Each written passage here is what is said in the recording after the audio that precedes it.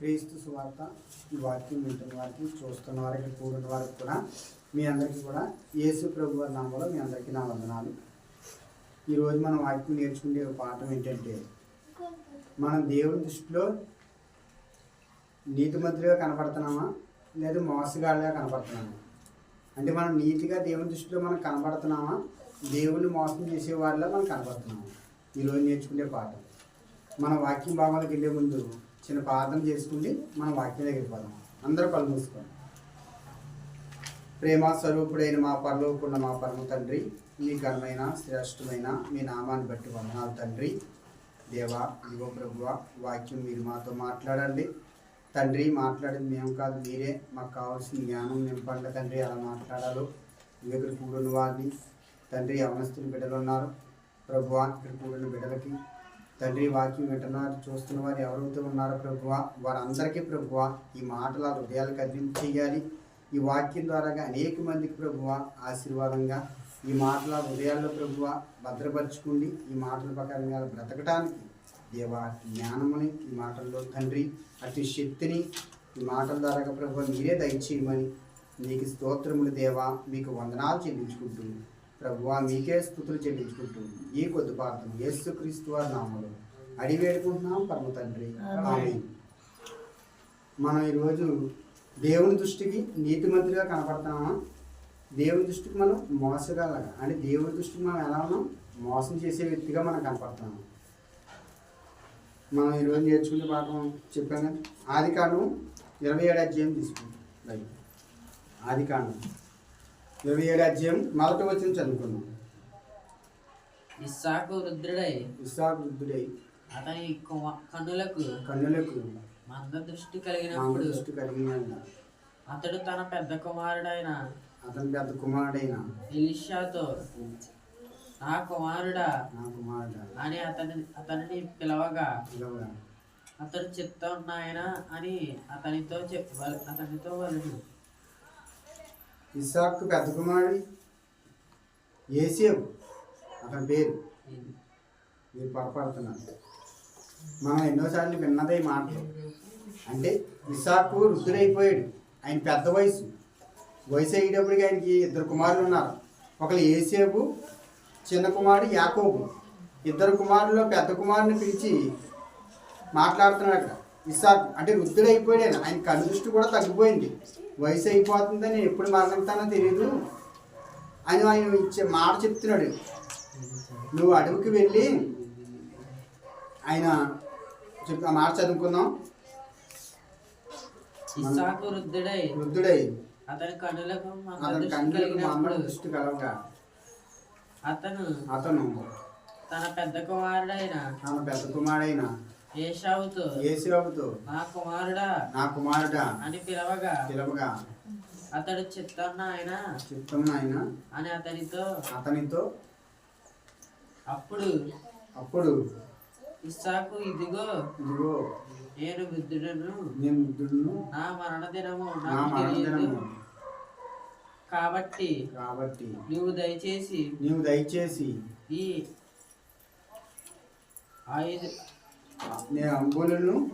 నీ ఆయుధములను తీసుకుని నీ అంబులో పొదని తీసుకుని ఈ విల్లును తీసుకుని అడవికి పోయి నా కొరకు వేటాడి మాంసం చాలు. అంటే అడవికి వెళ్ళి పెద్ద కుమారుడికి రమ్మని పిలిచి ఇలా చెప్తున్నాడు, నేను మరణించే నా వయసు అయిపోతుంది, నా కనుదృష్టి తగ్గిపోయింది, నువ్వు అడవికి వెళ్ళి నీ అంబలు ఇవన్నీ తీసుకుని వెళ్ళి అడవిలోకి వెళ్ళాలంటే ఒక జంతువుని తీసుకురండి, దాన్ని మాంసం వండి నాకు పెట్టు అని పెద్ద కుమారుడితో చెప్తున్నాడు. పెద్ద కుమారుడు వెళ్ళాడు. ఎవరు? ఆయన పేరు యేసేపు వెళ్ళాడు అడవికి. అంతలోకి రిబ్కా అనే అతని భార్య, ఇస్సాకు భార్య, ఆవిడ విని ఆశీర్వదిత అంటున్నాడు, పెద్ద కుమారుడు ఆశీర్వాదాలకు పాత్రుడు అయిపోతున్నాడని చిన్న కుమారుని తీసుకొచ్చి, చిన్న కుమారుడు ఈ యేసేపు ఎలా ఉన్నాడు, అదే అతని బట్టల వస్త్రాలు ధరించుకుండి తండ్రి దగ్గరికి వెళ్ళి ఈ ఆశీర్వాదాలు యాకోబు తీసుకుంటాడు. మోసం చేసి ఎవరిని? తండ్రిని మోసం చేస్తాడు. అంటే తల్లి కూడా అక్కడ అబద్ధం చెప్పింది ఏంటి? నువ్వు నీ అన్నను ఆశీర్వదిస్తున్నాడో నీ తండ్రి, ఆశీర్వాదం ఏదో నువ్వే తీసుకో, నీ తండ్రి దగ్గరికి వెళ్ళని ఏసావు వస్త్రములు ధరించుకుండి తండ్రి దగ్గరికి వెళ్తాడు. ఆ మాట చదువుకున్నాం కిందకి. తండ్రి దగ్గరికి వెళ్ళి నేనే ఏసావునని చెప్తాడు. తండ్రి దగ్గరికి వెళ్ళి అప్పటికే మనం చదువుకున్నాం.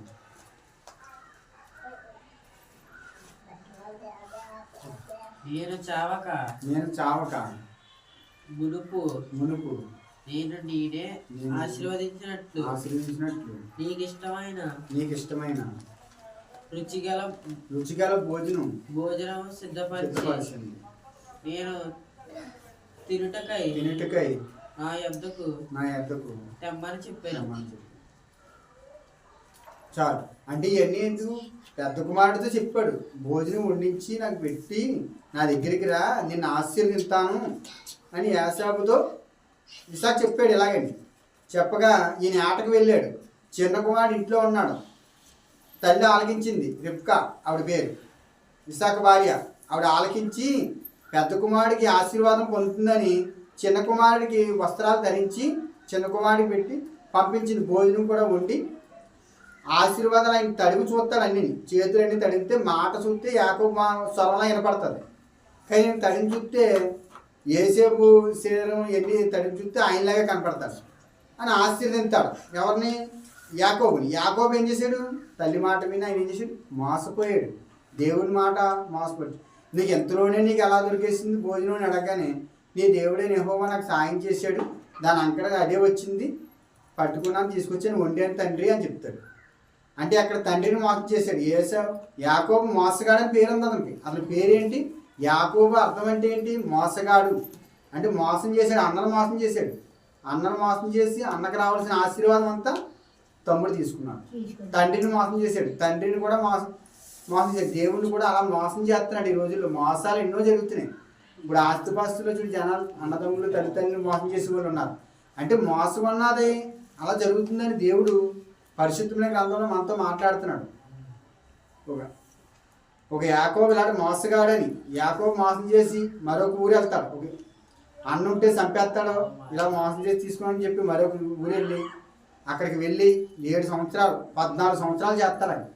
మేకలను గొర్రెలు కాసి వాళ్ళ మామ దగ్గరికి వెళ్తాడు. అక్కడ కూడా మోసం చేసే చేస్తాడు అన్ని. ఈ మోసం దేవుని దృష్టిలో పెద్దదైపోద్ది. అందుకే పాపం వల్ల జీతం మరణం. పాపం అంటే మనిషి అనేక రకరకాల చిక్కులుగా కారణం కదా, అది మరణానికి దారితీస్తుంది. పాపం వచ్చే జీతం మరణం. ఆ మరణమే కంటది. మనం ఆ పాపానికి దగ్గరగా ఉండకూడదు. అందుకే దేవుడు మాట్లాడుతున్నాడు. మనం అతనికి 2 భార్యలు చేసుకుంటాడు. ఆ ఊరు వెళ్తాడు. ముందేమో పెద్ద కుమార్తెను చేసుకుంటాడు, పెద్ద కుమార్తెనుగా చిన్న కుమార్తెను చేసుకుంటాడు. తర్వాత తీసుకుని మళ్ళీ ఏ గ్రామం ఏ ఊళ్ళో ఉన్నాడో అదే గ్రామానికి మళ్ళీ తిరిగి వచ్చేస్తాడు. అక్కడ స్థిరపడి అవుతాడు. మళ్ళీ వచ్చేస్తుంటే మధ్యలోని అతను అన్న ఉన్నాడు కదా, మోసం చేసే కదా అన్నయ్యని వేసాడు. వెళ్ళాలంటే ఆయన దగ్గరికి భయం, చంపేస్తాడేమన్నా భయపడితే ఆగిపోతాడు ఒక రాత్రి అంతా కూడా. మనం 32 అధ్యాయం చూద్దాం. 32 అధ్యాయము 30వ వచనం నుంచి చూద్దాం. 30వ వచనం నుంచి ఒక 3 వచనాలు చదువుకున్నాం. యాకోబు నేను ముఖాముఖిగా దేవుని చూసి అయినను నా ప్రాణము దక్కినదని ఆ స్థలమునకు పెనియేలు అని పేరు పెట్టాడు. 30వ వచనం 32 అధ్యాయం 30వ వచనం. అంతే. ఆ స్థలం కాడికి వెళ్ళాడు. అక్కడికి వెళ్ళి ఏం చేస్తున్నాడంటే ఈయన 32-30 చాలు. మనం అక్కడికి వెళ్ళి ఏం చేస్తున్నాడంటే ఈయన ముందు ఒక భార్యని పంపించేసాడు, పిల్లలు పంపించేసాడు, అందరినీ గొర్రెలు మందలు ఎన్నో ఉన్నాయనికి ఆస్తి, అనేకమైన ఆస్తిపరుడు అయినాయన. కానీ ఇవన్నీ ఏం చేశాడు? మోసం చేశాడు. దేవుని మోసం చేశాడు, తండ్రిని మోసం చేశాడు, అన్నను మోసం చేశాడు. ఈ మోసం చేయటం వల్ల ఆయన అక్కడికి వెళ్ళాలంటే భయపడుతున్నాడు. ఆ రాత్రి అంతా కూడా ఒక దుక్కు నుండి భయపడిపోతున్నాడు. ఆ ప్రాంతానికి వెళ్ళాలంటే నా అన్నయ్య చంపేస్తాడేమో అని భయంతో వణికిపోతున్నాడు. 400 మందితో ఈయన వచ్చేస్తున్నాడు యేసేపు ఈయన దగ్గరికి. అప్పటికి కూడా దేవుని బతిమాలుకుంటున్నాడు రాత్రి అంతా. అదే పెనిమేలు స్థలం అని ఉంది అక్కడ. పెనిమేలు అంటే దేవుడితో పోరాడతాడు రాత్రి అంతా. పెనియేలు అని అర్థం అక్కడ స్థలానికి. అక్కడ రాత్రి అంతా ఏం చేస్తున్నాడంటే దేవునితో పోరాడుతున్నాడు. నన్ను నువ్వు ఆశీర్వదిస్తే కానీ నేను అక్కడికి వెళ్ళలేను అంటే నేను ఎన్నో తప్పులు చేశాడు. యాకోబు చెయ్యని మోసాలు ఎన్ని చేయలేదు, అందుకే మోసగాడని పేరు ఉంది. అందుకే దేవుడు భూమి మీద ఒక్కడో నీతిమంతులు లేడంట. అందరూ కూడా పాపం చేసి దేవుడిచ్చిన మహిమను పోగొట్టుకుంటున్నారు. ఎవరు కూడా నువ్వు కానీ నేను కానీ ఎవడో భూమి మీద నీతిమంతుడిగా లేవు. అందరం కూడా దేవుడిచ్చిన మహిమను పోగొట్టుకుండి పాపం చేసి ఉన్నాం. అందరం పాపం, ఒక్కడో నీతిమంతులు లేడని భూమి మీద బైబిల్లో చెప్తుంది కొత్త నిబంధనలు. మనం దేవుణ్ణి మనం నీతిగా మోసే దేవుని ఇల్లు అంతటిలోని నమ్మకంగా ఉన్నాడు.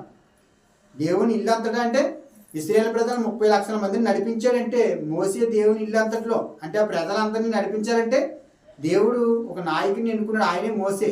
అందుకే దేవుని ఇల్లు అంతట్లో నమ్మకంగా ఉన్నాడు, యథార్థంగా మోసే నడుచుకున్నాడు. అలాగే మనం కూడా యథార్థంగా ఉండాలి. యాకోబు వలె మోసాలు చేయకూడదని దేవుని వాక్యం చదువుతుంది. యాకోబు అప్పుడు ఏం చేయడం తెలిసి రాత్రి అంతా పోరాడాడు. 32 మనం చివరిగా చూద్దాం. 32 చివరి వచనం. ఆ రాత్రి అంతా పెనులాడాడు. అందుచేత ఆయన యాకోబు ఒక మనుషునితోని దేవునితోని పోరాడాడు. ఆయన తొడ మీద కూడా ఆయన చూద్దాం కిందకి. ఇంకా తొడగొట్టి మీద అదే చెప్తున్నాను. కొట్టిను దేవుడు కొట్టాడు కూడా తొడ మీద. అయింది ఎందుకు? తప్పులు చేశాడు, తప్పు మీద తప్పు. తండ్రిని బాధ పెట్టాడు, తండ్రిని మోసం చేశాడు. యేసేపు బట్టలు వేసుకుని ఏం చేశాడు? నేనే నీ పెద్ద కుమారుడు అని దగ్గరికి వెళ్ళి ఆశీర్వాదాలు పొందాడు. అతను వేటకి వెళ్ళి వస్తే నేను ఇంట్లో వండించి భోజనం అతనికి పెట్టి అతను ఏంటి మందదృష్టి కలగటం వల్ల ఆయన చూపు కనపడలేదు. అతను స్వరాన్ని గుర్తు పెడుతున్నాడు కానీ చేతులు దాసి శరీరం ఇద్దరితో ఒకలాగే. యేసేపు శరీరం యాకోబు శరీరం ఒకలాగే ఉంటుంది కాబట్టి అక్కడ ఏం చేయండి? తండ్రిని మోసం చేశాడు, అన్నని మోసం చేశాడు. ఈ మోసం చేయడం వల్ల దేవుడికి కోపం వచ్చేసింది. దానివల్ల రాత్రి అంతా పెనుములాడుతున్నాడు. ఒక స్థలంలో ఉండి రాత్రి అంతా నేను దేవునితో పోరాడుతున్నాడు. నన్ను ఆశీర్వదిస్తే కానీ నేను అక్కడికి వెళ్ళలేను, నా అన్న దగ్గరికి. నువ్వు నన్ను ఆశీర్వించు, దాన్ని గండం నుంచి నువ్వే తప్పించని దేవుణ్ణి బతిమాలుకుంటున్నాడు. మనం కూడా చాలాసార్లు తప్పులు చేసి దేవుణ్ణి బతిమాలుకుంటాం. అనేక సార్లు నేను తెలివి తప్పులు చేశాను తండ్రి నన్ను క్షమించు అని బతిమాలుకుంటూ ఉంటాం. నీకు ఆయుష్మైన పనులు మేము ఏమైనా చేసి ఉంటే క్షమించమని దేవుణ్ణి ఎన్నోసార్లు మనం బతిమాలుకుంటాం. అలాగే రాత్రి అంతా కూడా యాకోబు ఏం చేశాడు? పెనిమేలు ఆ స్థలం పేరు పెట్టాడు. అక్కడ రాత్రి అంతా అప్పుడు అంటాడు దేవుడు, నువ్వు దేవునితోని మనుషులతోని నువ్వు గెలిచావు పోరాడి, అందుకే నీకు ఇశ్రాయేలు అని మార్చాడు. అతని పేరు ఎలా మార్చాడు? ఇశ్రాయేలు అంటే దేవుడి తేట ఆశీర్వించిన వాడు అని పేరు. అతని పేరు యాకోబు పేరు ఇశ్రాయేల్ కింద మార్చాడు దేవుడు. ఇశ్రాయేలు అంటే యాకోబు మోసం చేశాడు, మామను మోసం చేశాడు, 7 సంవత్సరాలు చేశాడు, గొర్రెలు కాశాడు, మళ్ళీ మోసం చేశాడు, మళ్ళీ 14 సంవత్సరాలు చేశాడు. ఇవన్నీ మోసం చేసి అలా చేసుకొచ్చాడు. యాకోబు అంటే మోసగాడని అర్థం. అందుకే దేవుడు మాట్లాడేది, అందుకే మనం మోసం చేసే వాళ్ళలో ఉన్నామా, దేవుని దృష్టిలో యథార్థంగా ఉన్నామా, నీతిగాని, అది మనం తెలుసుకోవాలి ఈరోజు వాక్యం. అందుకే మనం తగ్గించుకుని దేవునికి అనుకూలంగా ఉండి దేవునికి ఇష్టంగా మనం ఉండాలని.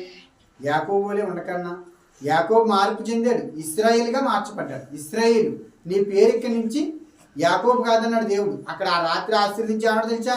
నువ్వు ఇక్కడి నుంచి నువ్వు ఇశ్రాయేలు అని పిలువబడతావని దేవుడు ఆ రాత్రే ఆశీర్వదించాడు. అప్పుడు అన్న దగ్గరికి వెళ్ళాడు, ఏ శ్రమ లేదు. అప్పుడు కౌగిలించుకుని ఇద్దరు ఒకటయ్యాడు, క్షమించాడు. యేసేపు ఆ జ్ఞానం ఇచ్చాడు, దేవుడు ఇచ్చాడు. ఇక్కడ దేవునితో బతిమాలుకున్నాడు కాబట్టి సమాధానం పడ్డాడు. కాబట్టి అక్కడ అన్న దగ్గరికి వెళ్తే అన్నను మోసం చేసినా ఏమయ్యాడు? ఆయన క్షమించాడు, ఇద్దరు ఒకటయ్యారు. కానీ దేవుని వాక్యం చదివిస్తుంది, మనం దేవునికి మనం మోసం చేయకుండా మనం తగ్గించుకుని నీతిగా బతకమని దేవుని వాక్యం చదివిస్తుంది.